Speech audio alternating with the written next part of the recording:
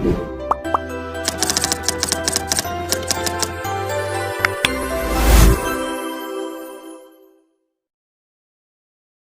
दोस्तों, welcome to ट्रांजेंट academy. तो friends, आशा राखું છું તમે બધા મજામાં છો, મસ્ત છો। તો ડીજીવીસીએલની જે અંદર જુનિયર એન્જિનિયરની જે વેકેન્સીઝ આવેલી છે, બરાબર, ઓલ ડિસ્કોમ માટે કે ડીજીવીસીએલ, પીજીવીસીએલ, યુજી, એમજી અને જેટકો માટે જુનિયર એન્જિનિયરની વેકેન્સી બહાર પડેલ છે। તો ફોર્મ ભરવામાં કંપની પ્રિફરન્સમાં ઘણા બધા લોકોને પ્રશ્ન આવતો હતો, બરાબર, કે ભાઈ પહેલાં એમાં લખેલું છે એસેન્ડિંગ ઓર્ડરમાં તમારે નાખવાનું છે, બરાબર। તો કઈ રીતના એસેન્ડિંગ ઓર્ડરમાં ઘણા બધા લોકોને પ્રશ્ન હતો। જો કે મેં વિડીયો જ્યારે બનાવ્યો ત્યારે સૌથી પહેલાં તો મેં જેટકો રાખ્યું હતું ભાઈ, કે ભાઈ આપણે સૌથી પહેલાં મારી ઈચ્છા એવી છે કે મારે જેટકોમાં જવું છે, તો જેટકોની અંદર પહેલાં લખવાનું, પછી બીજા નંબરની, ત્રીજા નંબરની, ચોથા નંબરની, પાંચમા નંબરની, મતલબ એ પ્રમાણે આપણે કંપની સિલેક્ટ કરવાની છે, બરાબર।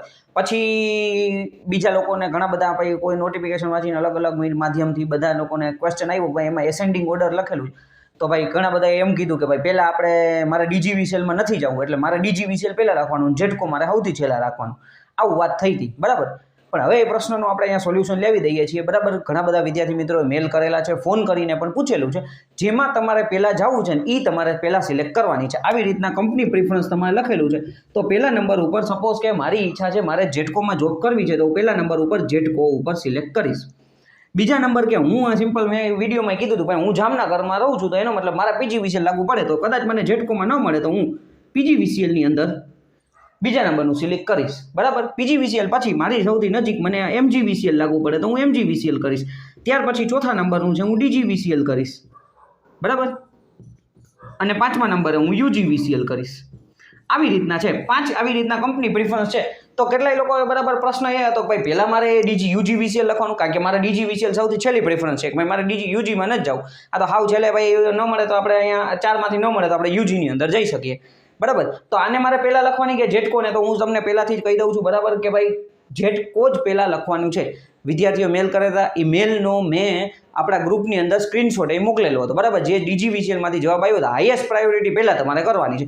તમારી પ્રાયોરિટી જેટકો છે તો જેટકોને સૌથી પહેલાં રાખવાની। તમારી એવી ઈચ્છા છે કે ભાઈ મારે એમજીવીસીએલ, હું અહીંયા બરોડા કે એ વિસ્તારની આસપાસમાં રહું છું, મારે એમજીવીસીએલ લાગુ પડે છે, મારે એમાં જ જોબ કરવી છે, તો તમારે પહેલી પ્રાયોરિટી એમજીવીસીએલ।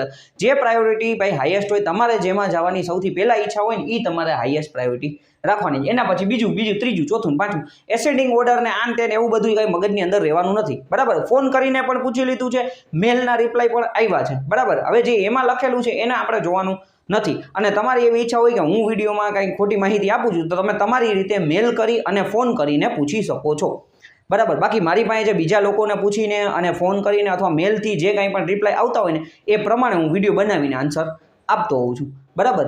એટલે મેઇન વસ્તુ કે ભાઈ પાછું કહી દઉં છું, જેટકો પહેલાં જવું હોય તો પહેલાં જેટકો, પછી જેમાં પહેલાં જવું હોય ને એમાં પહેલી પ્રાયોરિટીમાં રાખી દેવાનું, બરાબર। વિડીયોની અંદર મેં એ જ પ્રમાણે કર્યું હતું। પછી આ એસેન્ડિંગ ઓર્ડરવાળો પ્રશ્ન આવ્યો કેટલાય બધા લોકોને, બરાબર, તો ફોન કરીને વાત એ જ થઈ કે ભાઈ પહેલાં જે હાઈએસ્ટ પ્રાયોરિટી પહેલાં રાખવાની, બરાબર, લોએસ્ટ પ્રાયોરિટી સૌથી છેલ્લે રાખવાની।